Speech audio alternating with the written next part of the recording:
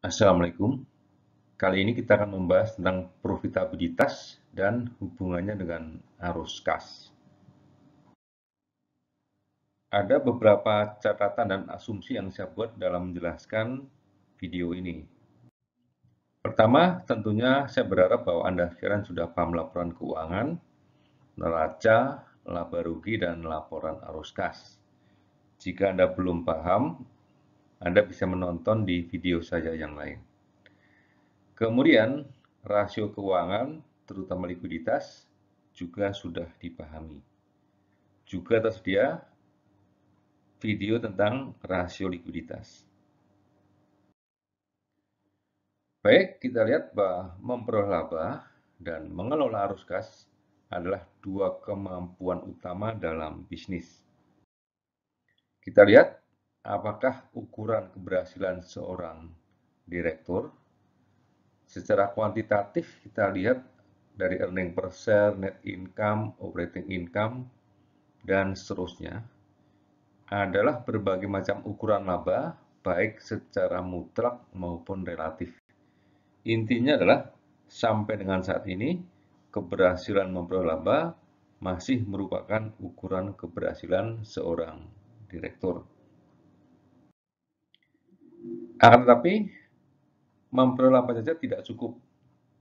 Ketika kita mengelola bisnis, maka problem yang lain menyusul, yaitu mengelola arus kas. Jadi, laba diperoleh, arus kas beres adalah dua kondisi yang ideal dari sebuah bisnis. Kita akan melihat dengan beberapa contoh dan konsep yang bisa menjelaskan hal tersebut. Pertama, kita review kembali tentang laba. Jadi, laba, sekali lagi, ukuran keberhasilan, tetapi bersifat accrual. Pendapatan dikurangi biaya, itulah laba. Tidak identik dengan berapa kas operasi yang kita peroleh. Sementara arus kas itu ada 3 macam, arus kas operasi, investasi, dan pendanaan. Kalau kita tarik hubungan antara laba dan arus kas, maka arus kas operasi akan berhubungan dengan laba dan pengaruhnya adalah pada pengelolaan di modal kerja. Sementara jika pendanaan kita tarik ke laba rugi, maka dia mempengaruhi tingkat bunga yang dibayarkan. Baik, kita akan melihat dengan beberapa kombinasi antara laba dan arus kas. Ini adalah kuadran yang pertama, laba versus arus kas operasi atau CFO. Bagian atas laba, bagian bawah rugi, bagian kiri arus kas negatif, bagian kanan arus kas positif. Kuadran 1 adalah kondisi perusahaan memperoleh laba sekaligus arus kas operasinya positif. Ini kondisi yang normal saja dan seharusnya memang seperti itu. Kuadran 2, perusahaan memperoleh laba tetapi CFO-nya negatif. Ini terjadi karena pengelolaan modal kerja yang tidak beres. Kemudian kuadran ketiga dan keempat. Kuadran 3, perusahaan rugi, tapi arus kas operasinya positif. Ini sebenarnya masalah fundamental, yaitu kemampuan perusahaan untuk memperoleh laba dengan menjual barang dan mengurusi biayanya tidak terjadi atau menurun sehingga rugi, tapi masih punya arus kas operasi. Arus kas operasi di sini sifatnya sementara. Kalau kita ulang berkali-kali, sumber utama dari arus kasnya tidak ada, yaitu dari laba tersebut. Jadi sifatnya lah rapuh. Kemudian hubungan CFO dan CFI, arus kas operasi dan arus kas investasi.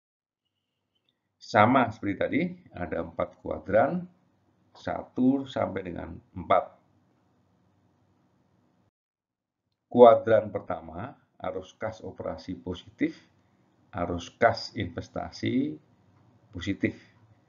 Ini kondisi di mana perusahaan kelebihan likuiditas, karena pada dasarnya CFI atau arus kas investasi positif itu adalah anomali. Yang kedua, kuadrannya adalah arus kas operasi negatif, arus kas investasi positif. Ini kondisi yang terbalik, di mana mungkin saja terjadi perusahaan tidak mampu memperoleh arus kas operasi dan menjual aset investasinya sehingga cash flow dari investasi positif. Jadi kuadran 1 lebih bersifat anomali, bisa jadi perusahaan tersebut sedang menjual kelebihan kapasitasnya atau bahkan akan berganti bisnis, yaitu dengan cara menjual aset tetapnya. Kuadran ketiga dan kuadran yang keempat. Kuadran ketiga, cash flow operasi positif, sementara cash flow investasi negatif. Ini sangat normal. Sementara kuadran keempat, arus kas operasinya maupun arus kas investasinya sama-sama negatif.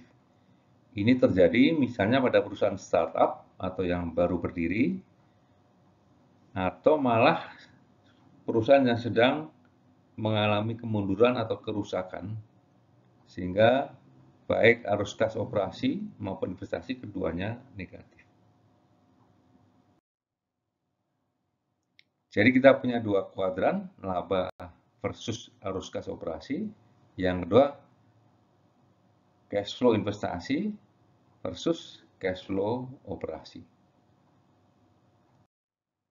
Kita akan melihat pada contoh berikut ini.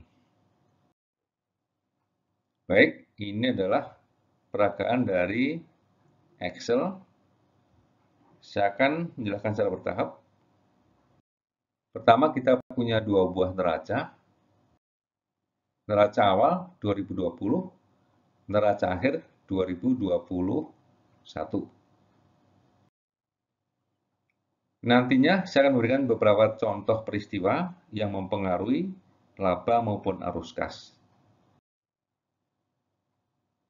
Laba yang kita pakai adalah laba dalam bentuk EBIT.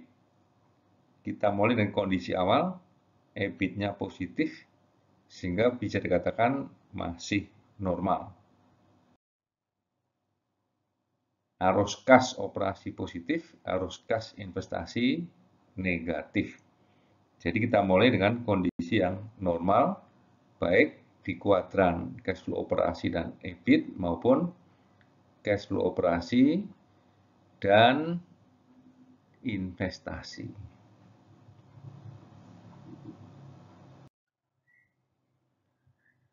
Baik, kita akan mulai. Yang pertama,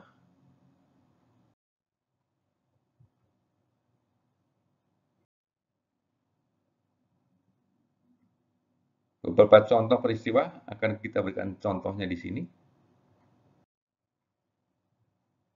Jadi yang pertama misalnya di tahun 2021 penjualannya terjadi menimbulkan sejumlah piutang yang sangat besar. Atau piutang usahanya bengkak. Dampaknya adalah arus kas operasinya negatif. Memperoleh laba, tapi arus kas operasi negatif. Sementara di investasinya normal saja, negatif seperti biasa. Kita lihat pada saldo kas dan banknya negatif. Jika dibiarkan ini tidak mungkin terjadi, oleh karena itu nantinya perlu tindakan khusus supaya saldo kasnya itu tidak negatif. Salah satunya misalnya adalah dengan menunda pembayaran utang usaha. Sehingga kas yang ada tidak terpakai untuk membayar utang usaha. Sehingga saldo kasnya tidak jadi negatif dan cash flow operasi kembali positif. Walaupun sudah normal, ini ada beberapa catatan. Pertama adalah dua rasio mengalami kondisi yang memburuk, yaitu current ratio, likuiditasnya menurun, dan cash rasionya mengecil. Jadi saldo kasnya memang positif, tapi dalam jumlah yang mengecil. Contoh yang kedua.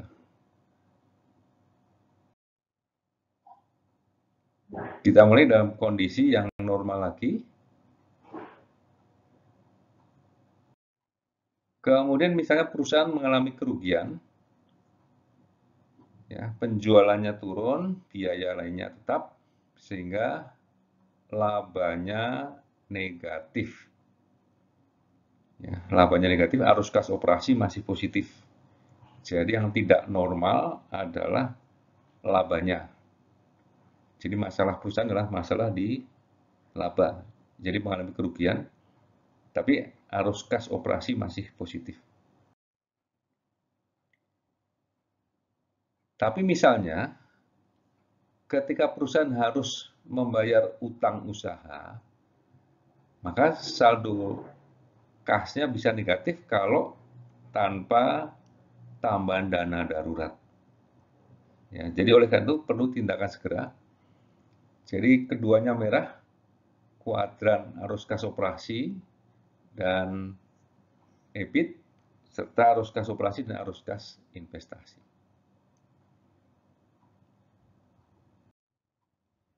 Misalnya perusahaan memperoleh pinjaman darurat sehingga arus kasnya, ya, arus kas operasinya mungkin tidak terpengaruh, tapi pendanaannya masuk. Sehingga kita lihat secara total arus kasnya itu mengalami perbaikan, berdampak pada saldo kas yang normal kembali. Tapi masalah operasional arus kas operasinya belum diperbaiki.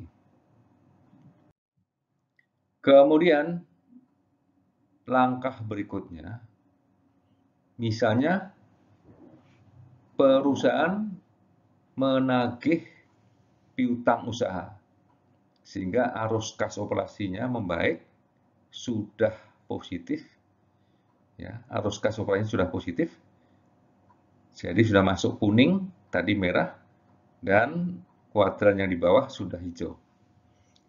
Tapi perusahaan masih rugi. Sekarang apa yang dilakukan lagi supaya semuanya menjadi hijau? Maka langkah yang bisa dilakukan adalah melakukan penghematan. Misalnya beban umum administrasi dilakukan penghematan sehingga kerugian tadi bisa teratasi.